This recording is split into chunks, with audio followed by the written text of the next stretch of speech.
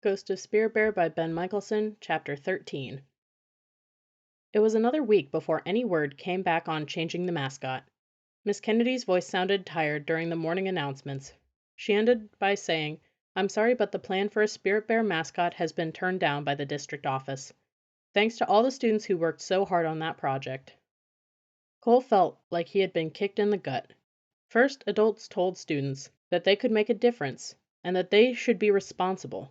Then they refused change. How could they refuse something that so many students wanted and worked for? It wasn't fair.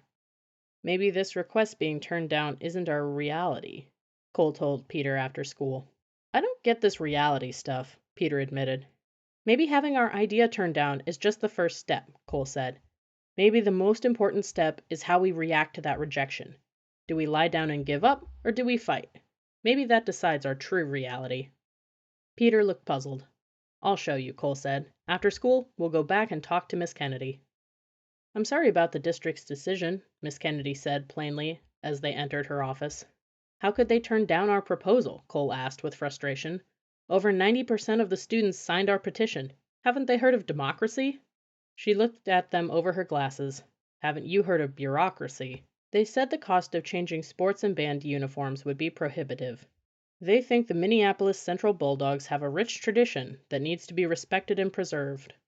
Yeah, like a tradition of failures, suicide, gangs, shootings, and drugs," Cole replied. "The main reason," Miss Kennedy said, "is probably all the parents out there who once attended Minneapolis Central. They still have fond memories of being Bulldogs. That was their lives. What's important right now is our lives." Miss Kennedy threw up her hands. "They've made up their minds." "And so have we," Cole said, stubbornly. Miss Kennedy shrugged. "I suppose you could take it before the school board, but they usually follow the recommendation of the district office." She stood and looked at her calendar. "They meet twice a month. Next meeting is this Wednesday evening, upstairs at the district office. Every meeting allows time for public comments." "I'll do that," Cole said, "but only if you're serious about helping us fight this. Otherwise, we're wasting our time." Miss Kennedy leaned back. "This school has made some real progress since the circle, but appealing the district's decision could open up a real can of worms for me." "They're the ones who opened the can of worms by turning down our request," Cole said. He smiled. "Besides, what's more important, us or your job?" That night, Cole called Garvey. "Can you believe they turned us down when 90% of the students wanted the change?" "That's why I don't like dealing with bureaucrats," Garvey said. "Just remember, real change seldom happens overnight." "I just want it to happen in my lifetime." "Then make it happen." "But how?" Cole asked.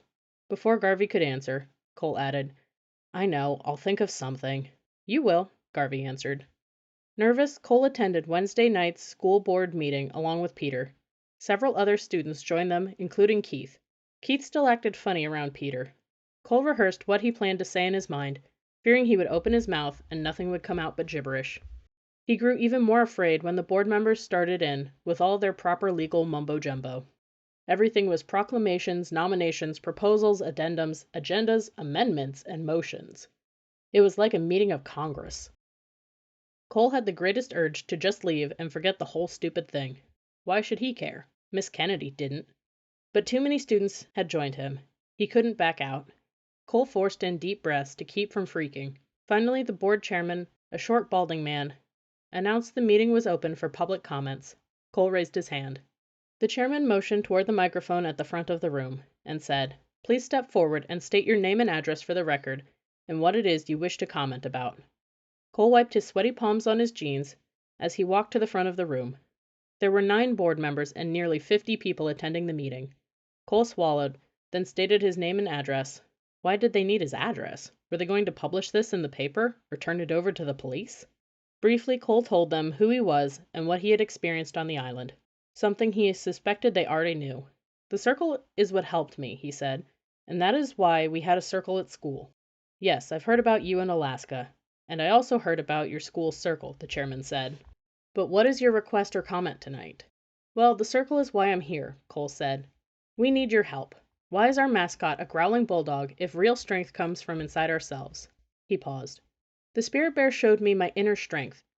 To show that we want real change, we want to change our mascot and team name to the Minneapolis Central Spirit Bears." Cole walked up and handed over the petition and cost estimates. We've collected these. Over 90% of the students agree. This is what they want. It sounds good, but this type of request needs to be submitted to the district office, the chairman said, glancing over the papers. We did that, Cole said, and they turned it down. They said it would be too expensive. Have you considered that aspect? Another board member asked. Cole nodded. You have the rough estimate of costs with the petition, but the real costs are when students fail or turn out to be losers. Board members exchanged glances as the chairman handed the paperwork down the table. We'll take this under consideration. If we think there is merit, we will schedule it as an agenda item for discussion at our next meeting in 2 weeks. The man took his glasses off and set them on the table to end the conversation. Cole looked around. So that's it? The chairman nodded and smiled politely.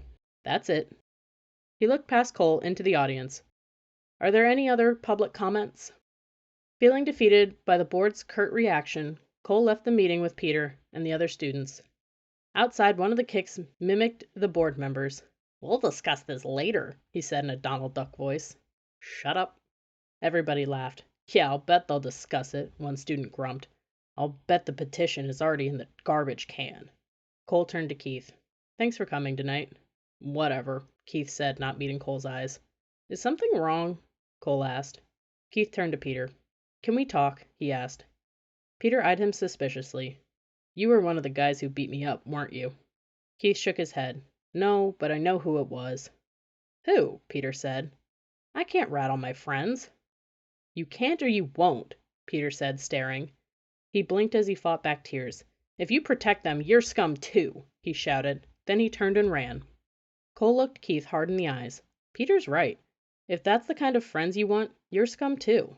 I thought you were better than that. Keith hung his head. I could have stopped it, but I wasn't big enough. I told the guys later that what they did was chicken, and I've quit hanging out with them. Can you talk to Peter for me and explain? Explain what? That you were a jerk and not able to stand up to a bunch of losers?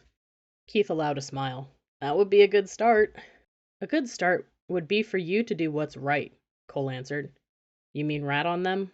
I mean, do what's right. The rest of the week, other proposals made progress at school. One group started up the program that had honor students helping struggling ones.